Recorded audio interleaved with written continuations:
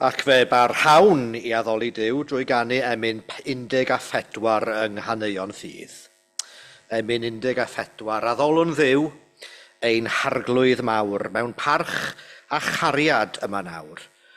3 yn 1 a'r 1 yn 3 yw'r arglwydd, a addolwn ni. Ac yn y blaen, emyn 14.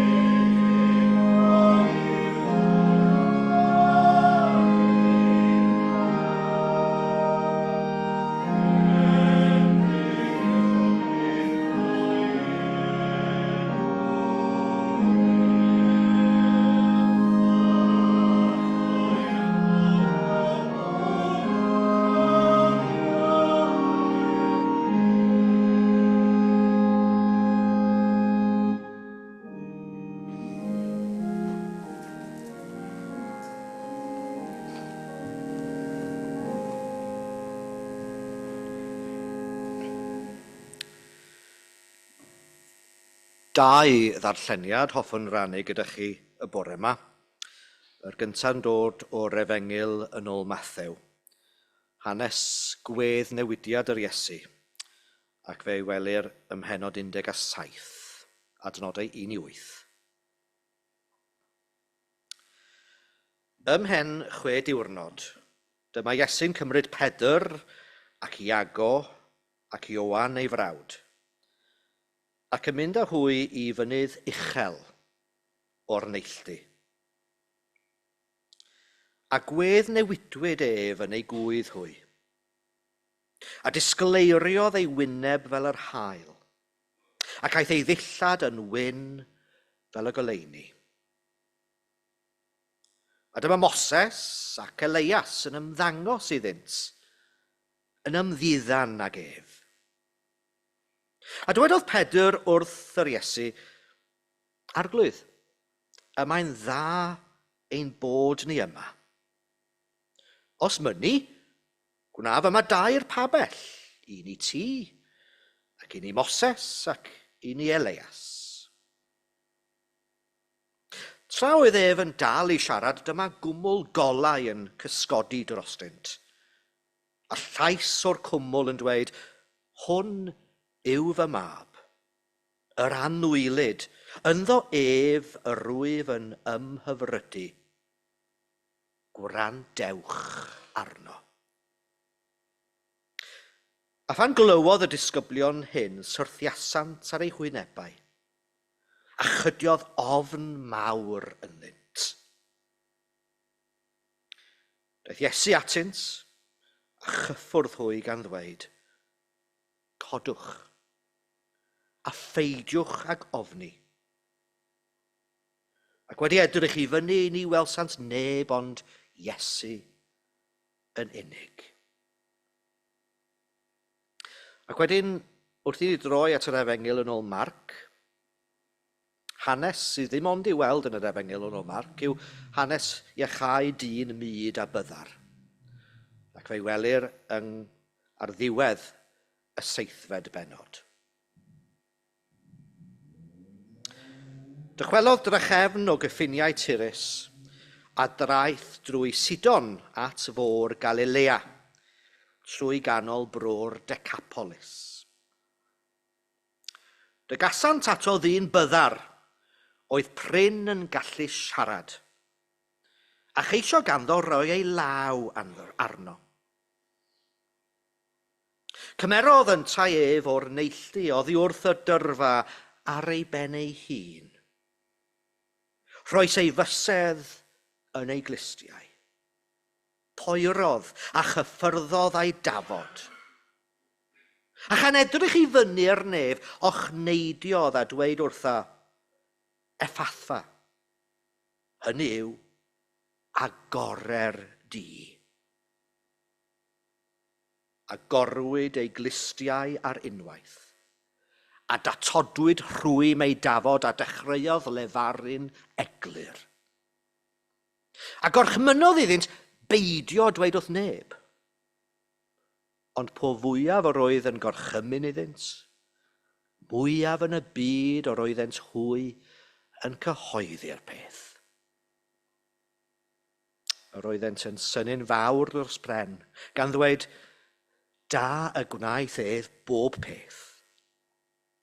A mae'n gwneud hyd yn oed i fyfariaid glywed ac i fidio'n lefaru. Ac o'r phwysedd bendith Duw ar y geiriau, y gwrando, a'n dealltwriaeth ni ohonynt. Amen. Wel, gai achub ar y cyfle i ddiolch i chi yma yn y Crwys am y gwahoddiad yn gyntaf i ddod atoch unwaith eto, ac yn wir am y croeso wi wedi derbyn eisoes. Rhaid i mi gyfaddef i mi deimlo braidd yn bryderus wrth ddod mewn i'r capel bore yma a gweld eich cynwynidog yn y cyntedd, mae braf iawn i gweld un o Boes Bai Colwyn, wel, hen Golwyn, finne o Fai Colwyn a Glyn Tidwell o hen Golwyn. Mae hyfryd i'w gweld un o'r gogs, wi yn teimlo fel bod fi mewn inspection yn yr ysgol, gyda rhywun mor arbennig yn gwrando. Gobeithio mai nid boddhaol fydd y canlyniad yr oedfa hon, ond fe gawn weld. Gawn ni nawr droi at emyn 823, os gwelwch yn dda. Geiriau elfed, ti fe gynt yn gwella'r cleifion, feddyg da dan ei pla, trig ar ha wrth ddynion. Dw gynnes drwy ing a phryder deulu poen, addfwyn oen, at dy fynwes dyner. Emyn 823.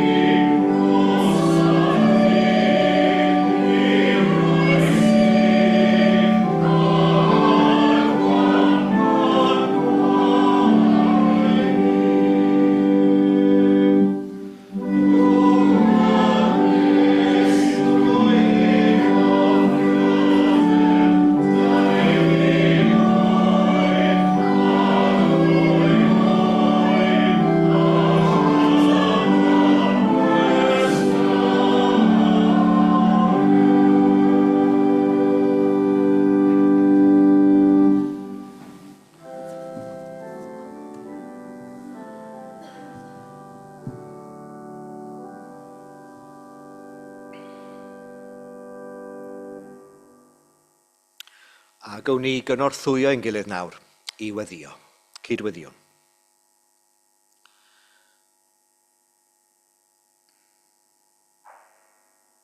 Yn y dwys ddistawrwydd dywed air fy niw. Tored dy leferydd sanctaidd ar ein clyw. Ac wrth i ni ddod i'r adeg yma mewn oedfa, lle byddwn yn cau ein llygaid, lle byddwn yn plygu pen, a phan fyddwn yn canolbwyntio yn llwyr arna ti. I ni'n deisif am i ti i wrando ein gweddi. Ac i ni, yn y distawrwydd, yn llonyddwch yr oedfa, i ymdeimlo âth bresenoldeb, ac i ganfod beth sydd gen i ti i'w ddweud wrthym ni.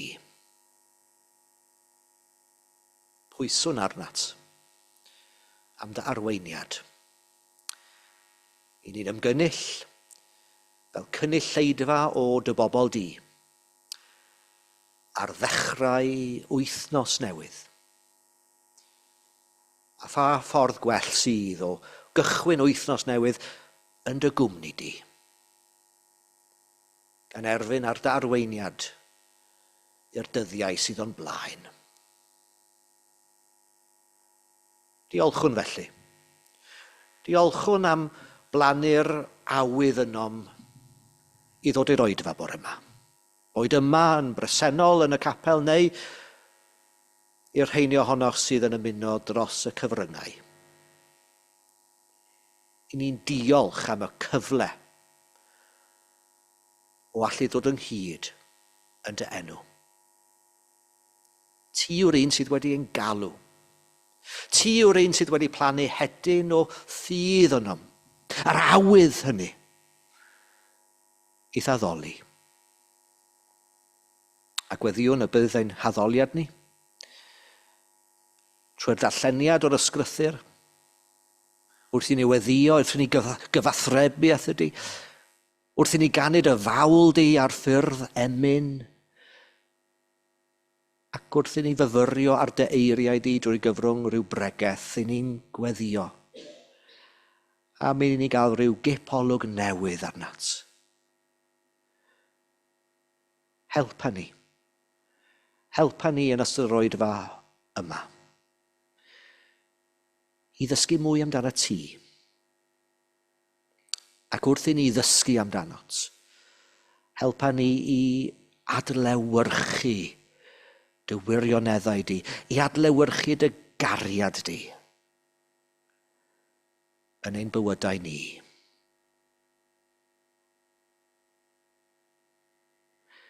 Cawn ein galw yn Gristnogion. Mae dy enw di arnom. Ac eto pan edrychwn ar ein ffyrdd ni, ni'n sylweddoli yn go handi, mae methu yr ydym ar sawl achlysur. Yn ystod yr wythnos aeth heibio, fe fydd cyfnodau lle nad oeddem wedi byw yn ôl dy esiampl di. Ac am yr adegau hynny, lle na buom yn ffyddlon i ti, i ni'n gofyn am dy faddeuant. Am yr adegau lle nad oeddem wedi dangos cariad neu chonsern. Helpa ni, cynorthwyo ni, i fyw yn debyg i'r Iesu, yn y dyddiau sydd o'n blaen ni, byw fel Iesu, dweud fel Iesu, gwneud fel yr Iesu, yw fy nefoedd ym mhob man.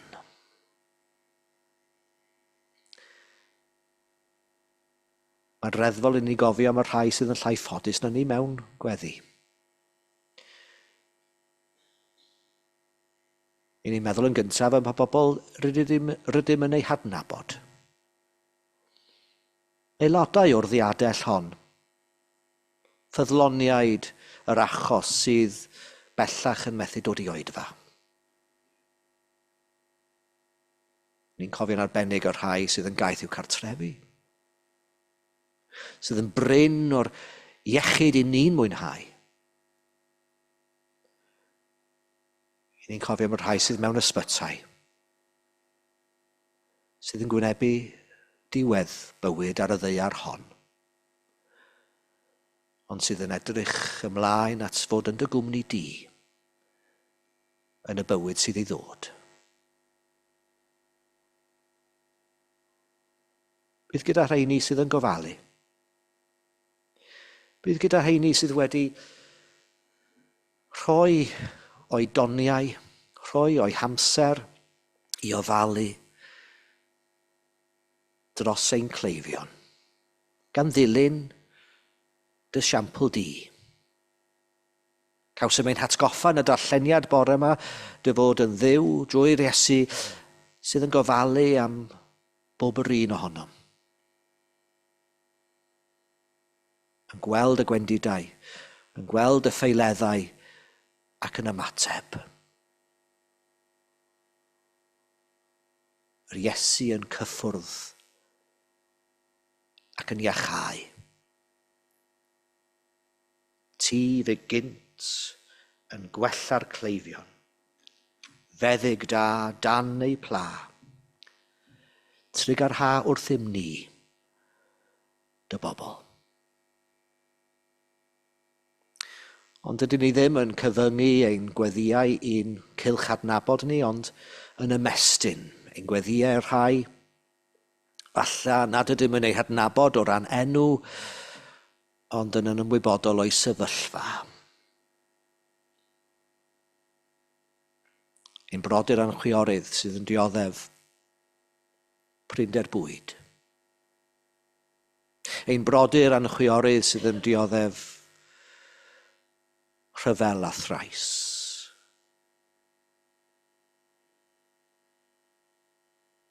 Bydd yn Dduw agos i'r rhai sydd mewn cyfyngder heddiw.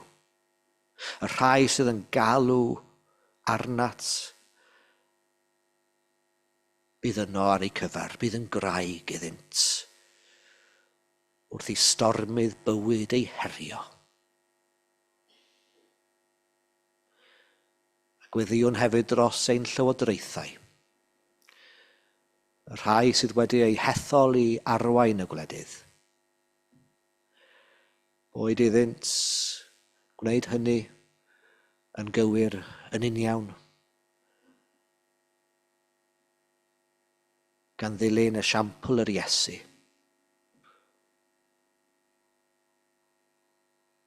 Efengyl tangnefedd o rhed dros y byd.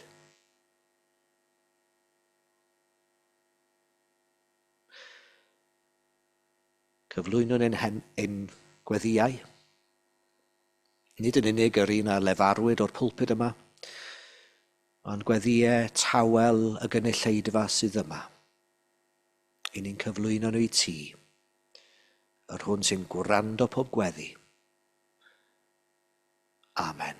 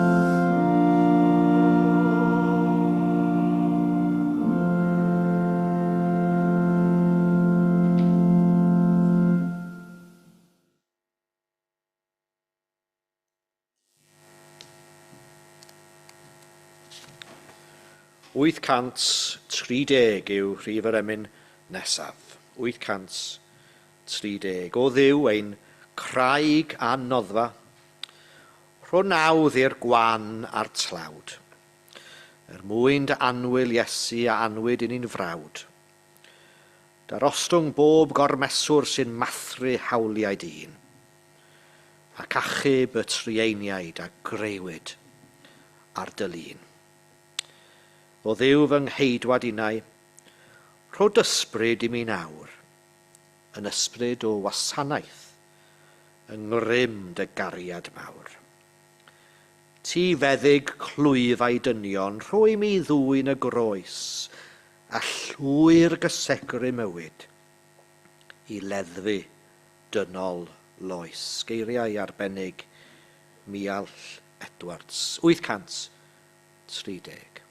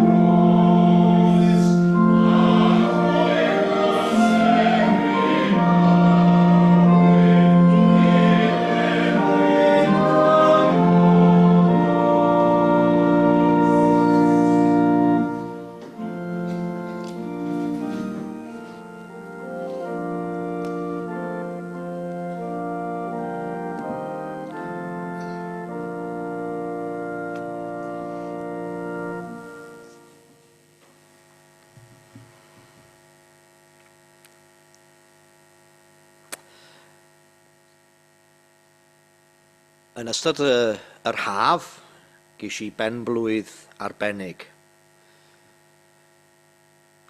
Dim mor arbennig a un nans wythnos diwetha, ond o'n I wedi cyrraedd yr 100. Wy'n gwybod mae'n anodd I gredu wrth edrych arna I. Ond wy'n sylwi nawr bod yna fethiannau yn nghorff I. Dwi'n sylwi wrth edrych ar y sgript y Pregeth bod angen sbectol arna I. Dwi wedi dechrau gwisgo sbectol I ddarllen, ond wy'n gyndyn iawn I gario'r sbectol o gwmpas gyda'i. Ond wrth edrych ar maint y print wedi argraffu'r Pregeth yma, wy'n sylweddoli camgymeriad oedd peidio a dod ar sbectol. Rhywbeth arall dwi wedi sylweddoli yw'r diffyg cliw bellach. Yn ystod gwyliau'r haf, Mae rhywbeth wedi digwydd i'r glist yma a wy'n braidd yn clywed dim allan ohoni. Mae'n debyg mai cwyr sydd yn ddi, ac nes i ymholiadau i weld os oes modd tynnu'r cwyr. Bellach, dyw doctoriaid a nyrsys ddim yn neud hynny. Mae rhaid i chi fynd i rhywle fel Specsavers, a mae yna lefydd eraill rhag ofn bod hwn yn cael ei recordio ac yn cael ei ddangos rhywle. A ges i sioc i glywed mai 60 punt y glist yw hi am dynnu'r cwyr. Felly, dwi wedi penderfynu gadael o. Ble mae o? Pan nes i weld y doctor, dywedodd mai henaint oedd yr achos. Byddwn yn ddiolchgar o'n synhwyrau, ffrindiau. A mae ddawn o weld, a mae ddawn o glywed, arogli, teimlo a blasu. Yn un o'n darlleniadau y bore yma, clywsom am ddyn oedd yn ddyd ac yn fyddar o'i enedigaeth. Dim ond Marc sydd yn adrodd yr hanes yma.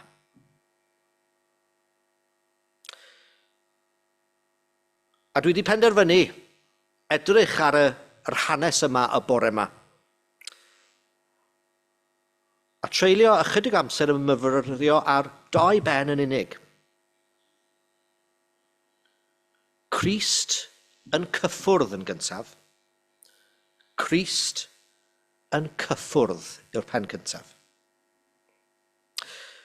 Wrth weld y cyfeillion yn dod â dyn byddar ato, mae'r Iesu yn ymateb mewn ffordd unigryw iawn.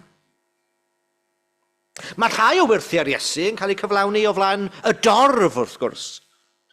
Eraill yng nghwmni'r 2 neu 3.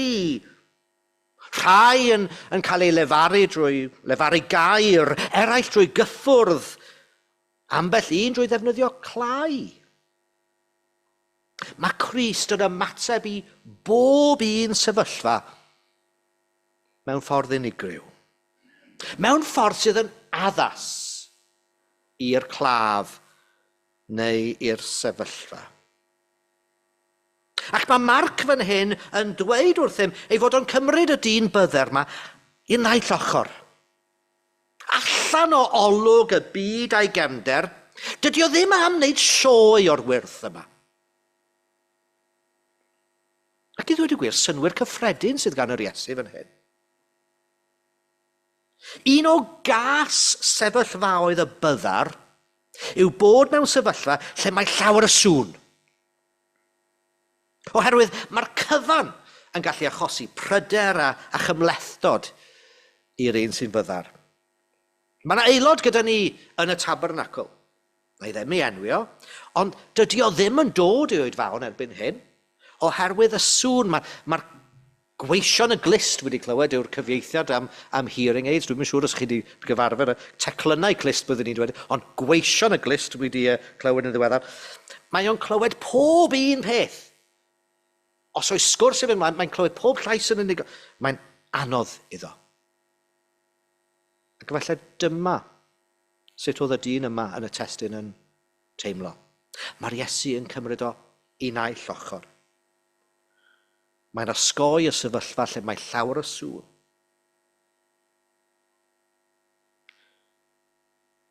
Mae Marc hefyd yn nodi fod yng nghwmni ffrindiau. Pob un o'r ffrindiau hynny dybiau i yn dangos ffydd yn yr Iesu.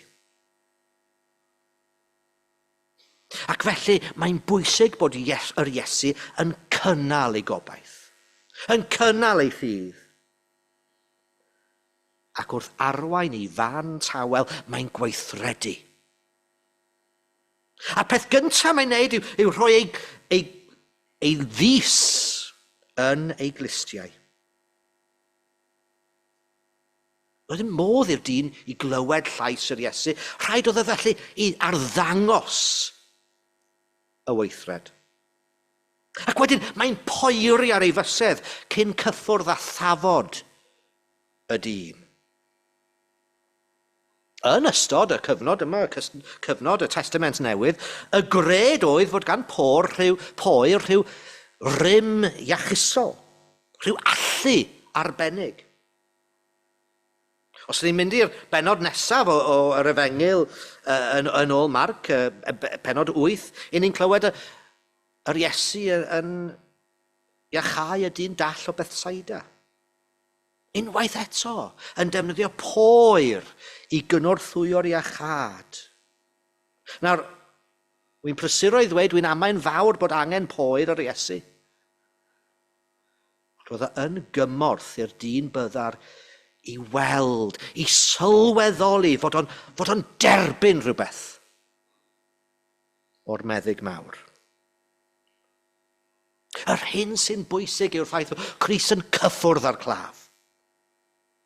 Y cyffwrdd yn fy marn i sydd yn sicrhau y wyrth.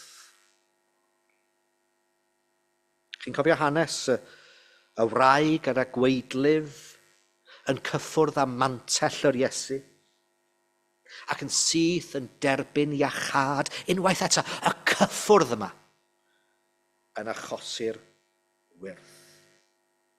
Gyda llaw wrth feddwl am yr hanes hynny, dyna sydd yn rhoi y geiriau yn y dolyg yn dod cyn bo hir wrth gwrs, a byddwn ni'n canu clywch le'r nef.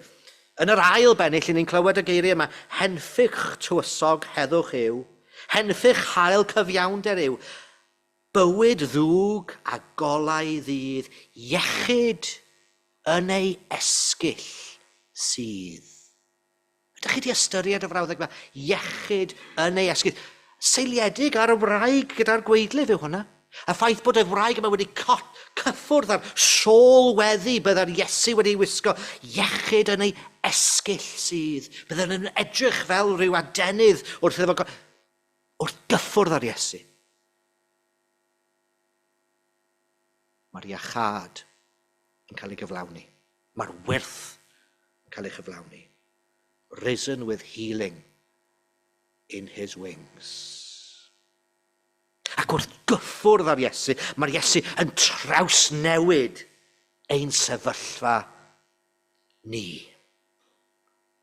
Mae Crist yn cyffwrdd, yn achos newid i ni.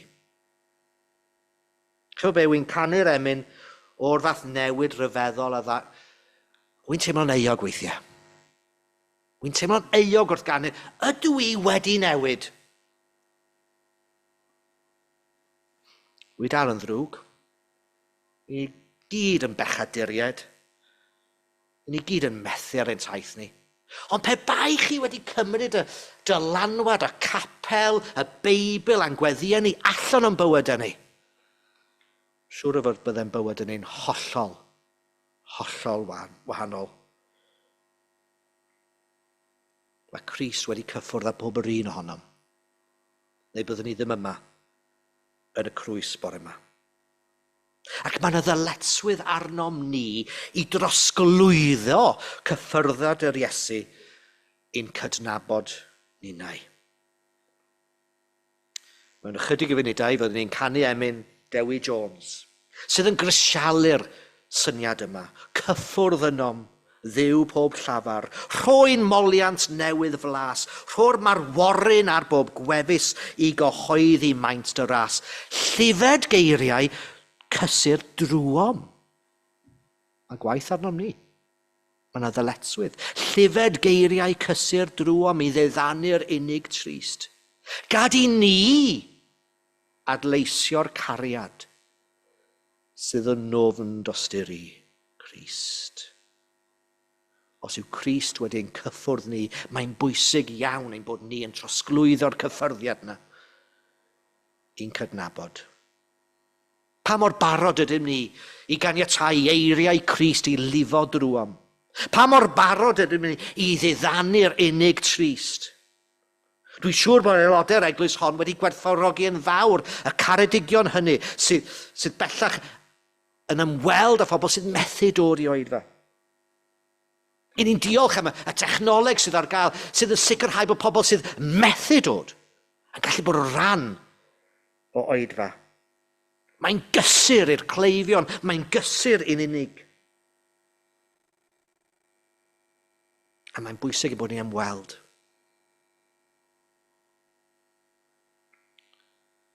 Yn ymweld â'r cleifion. Gwnaed ymchwil yn ddiweddar i ymddygiad ymwelwyr a chleifion mewn ysbytai. Ac yn gasgliad i'r ymchwil, daeth yn amlwg bod yna ddiffyg. Diffyg amlwg yn y chyffredinol yn y ffaith bod pobl yn ymateb yn wahanol wrth eistedd, wrth erchwyn gwely claf. Nifer yn methu edrych ar y claf. Yn edrych ar bopeth arall sydd yn digwydd yn y ward ac yn gwrthod edrych ar y claf.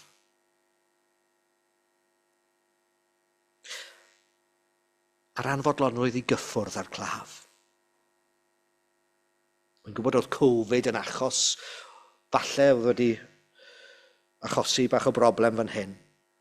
Ond y canlyniad o ddiffyg edrych ar y claf, canlyniad o ddiffyg cyffwrdd a dal llaw oedd yr ymdeimlad o unigrwydd ac oedd o'n gweithygu sefyllfa y claf. Profiad na i byth anghofio oedd ymweld â un o'ch aelodau chi fan hyn. Gwen Holtz rhai wythnosau nhw, pan oedd hi yn yr heath bellach yn Home Towers wrth gwrs. A hitha'n dal yn llaw i. O'n i na 20 munud, hanner awr. Gwrthod gadael ein llaw i fynd. O'n i'n chwysu. Gwrthod gadael yn llaw i. Y cyffyrddiad na. Ac wrth i mi ymbaratoi ym adael a dweud hwyl fawr, rath i ddweud, wneud i weddio. Wneud i weddio. Edrych mewn ein llygad i. Dal yn llaw yn dyn. O le geisiau'r nerth i weddio dwi ddim yn gwybod. Ond mi o'i ddiolchgar i Dduw am roed geiriau yn yngennau.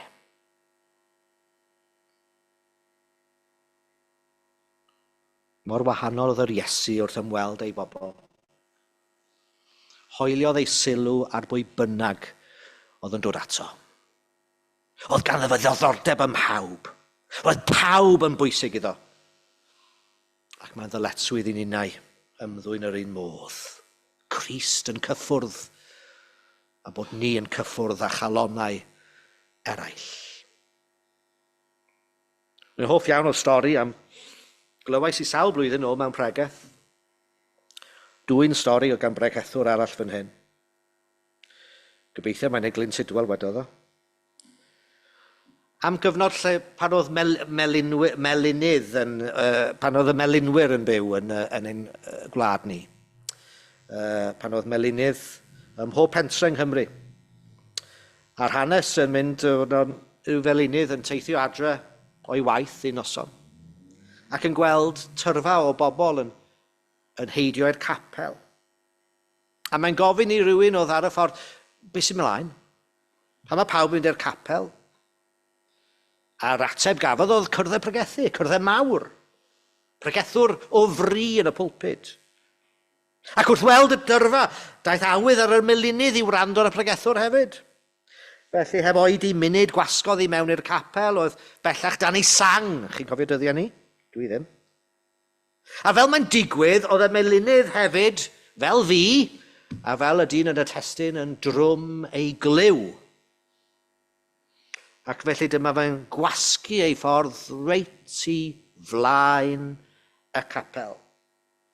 Y man gorau i weld, ac wrth gwrs i glywed y pregethwr. Ond o'r hyn na wyddai y melinydd yma oedd iddo adael olion blawd ar wisgoedd pawb oedd ar ei lwybr yn y capel y noson honno. Gan ei fod wedi dod syth o'r gwaith, oedd blawd dros ei ddillad o, ac mae wedi trosglwydd o'r blawd i'r pobl byddai wedi gwisgo i fyny siwr o fod ar gyfer y cwrdd mawr. Gadawodd ei ôl ar nifer. Gadawodd ei ôl ar nifer. A dymninau yn gadael ein hôl a'r eraill. A yw ôl Crist yn amlwg arnom ni. A ydym ni'n glydnu'n ddigon agos at yr Iesu i sicrhau bod ei gariad ef yn weladwy ynom ni. Llyfed geiriau cysur drwom i ddiddanu'r unig trist. Gad i ni adleisio'r cariad sydd yn nofn dostur i Crist. Crist yn cyffwrdd. Doi ben sydd gyda fi. Crist yn cyffwrdd, claf yn clywed. Crist yn cyffwrdd, y claf yn clywed. Dwi yn hoff o hanes yr Iesu ar fynydd y Gweddnewidiad, wnaethon ni glywed o'r gychwyn ein gwasanaeth y bore yma. Yr Iesu yn mynd i ben mynydd uchel, mynd yng nghwmni Pedr, Iago ac Ioan. A'r golwg hwnnw o'r Iesu'n cael ei draws newid o flaen eu llygaid nhw. Ei wyneb yn disgleirio fel yr haul, ei ddillad yn troi'n wyn llachar fel golau. A wedyn Moses ac Elias yn ymddangos ac yn sgwrsio ac yn ymddiddan gyda'r Iesu. Golwg, rhyw olygfa ryfeddol. A Pedr yn dweud, mae dda cael bod yma. Beth am i'n godi pabell fel bod ni'n gallu aros yma? Un i ti, un i Moses, un i Elias. A wedyn mae'r cwmwl disglair yn dod o'i cwmpas. A llais Duw. Fy mab annwyl ydy hwn. Fy mab annwyl i ydy hwn. A mae fe wedi fy mhlesio i'n llwyr. Rwyf yn ymhyfrydu ynddo. Gwrandewch arno. Gwrandewch arno. Pa mor aml ydyn ni'n gwrando ar yr Iesu? A yw gwrando golygu mwy na chlywed llais neu sain mwyn clywed? Yn llawer rhy aml mae ngwraig i rhian yn dweud pethau wrthai, ac yn efydd iawn dwi'n ymateb o bryd i'w gilydd gyda'r seiniau sydd yn rhoi'r argraff fy mod i'n gwrando. Ond y gwir ydy, mewn ychydig o ddyddiau, mi'n clywed yr hen frawddeg na, nes i ddweud hwnna dod o'r blaen, sydd ddim yn gwrando nai. Wel, o leia mae gan ei esgus o hynny ymlaen. Mae gwrando ar yr Iesu yn cael ei hannog ar fynydd y Gweddnewidiad. Ac mae'n hanfodol os ydym am ddatblygu a dyfnhau ein perthynas gyda'r Iesu, ein bod ninnau yn gwrando. Wrth weddio, rydym nid yn unig yn siarad gyda Duw, ond hefyd yn gwrando. Pa mor barod ydym ni i weddio? Pa mor barod ydym ni i sicrhau cyfle o fewn ein gweddi i wrando? Wrth i ni ddarllen y Beibl a gwrando ar y Beibl yn cael ei ddarllen mewn oedfa, cael gyfle i wrando ar beth sydd gan yr Iesu i'w ddweud wrthym ni. Yn y Beibl, wrth gwrs, mae Duw yn siarad gyda'i bobl mewn gwahanol ffyrdd. Mae yna hanes ryfedd yn yr Hen Testament, dameg Balam, yr asyn sy'n siarad ar ran Duw. Mwyn siarad gyda Moses, y perth yn llosgi oedd y cyfrwng. Defnyddiwyd angylion, gweledigaethau, a hyd yn oed y llef ddistaw fain. Falle bod yna brinder o gyfleoedd i ni ymdawelu mewn oedfa, mwyn dirnad llais yr Iesu yn y llef ddistaw fain.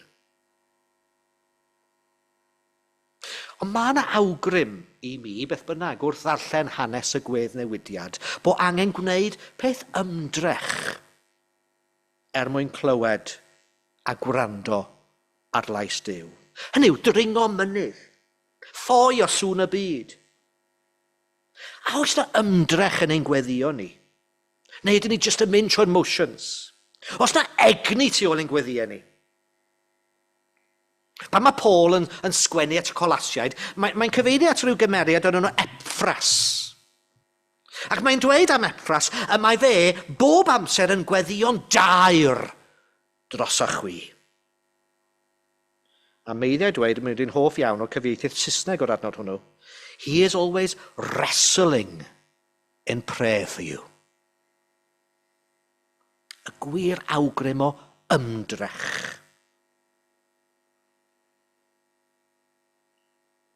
Mewn cyfnod o drai yn ein capeli, mae'n demtasiwn i ni feddwl, mae'n demtasiwn i ni gredu mai ni y ffyddloniaid, ni yr unigolion sy'n mynd i ddod â llwyddiant i'r eglwys.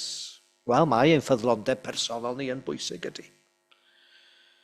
Ond mae llwyddiant y geisiwn yn nwylo'r hwn yr ydym yn weddio gyda.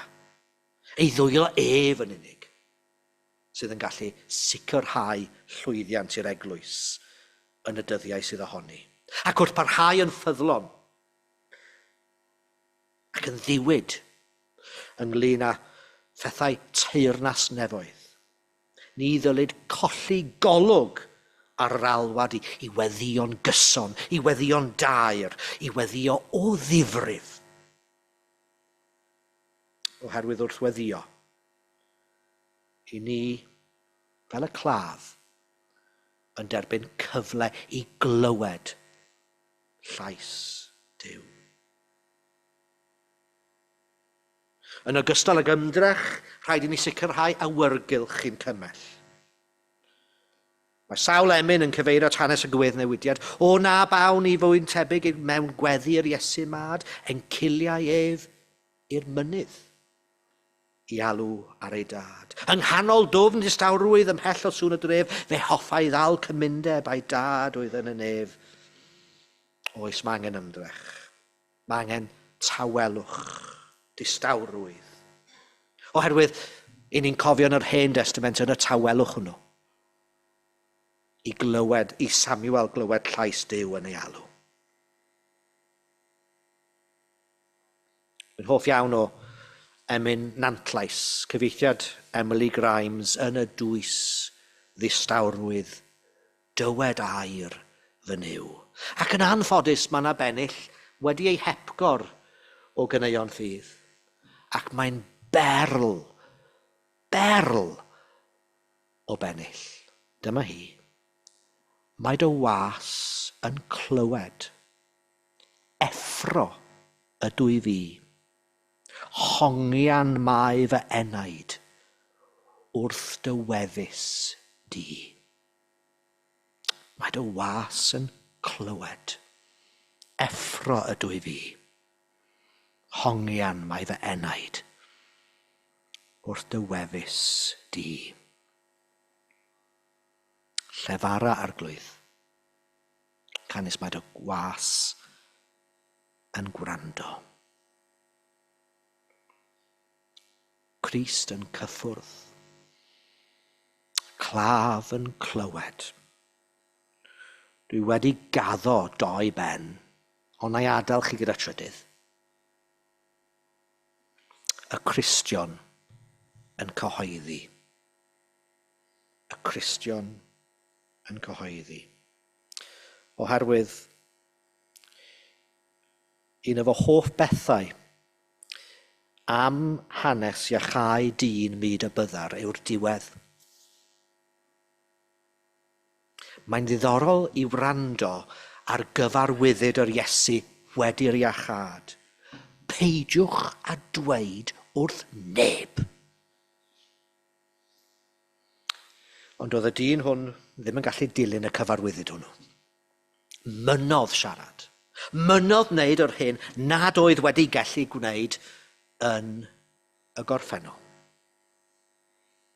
A beth sy'n rhyfedd yw, beth sy'n rhyfedd mae ymateb y dyn a dderbyniad cyfarwyddyd i beidio a dweud wrth neb, oedd i ddweud wrth bawb.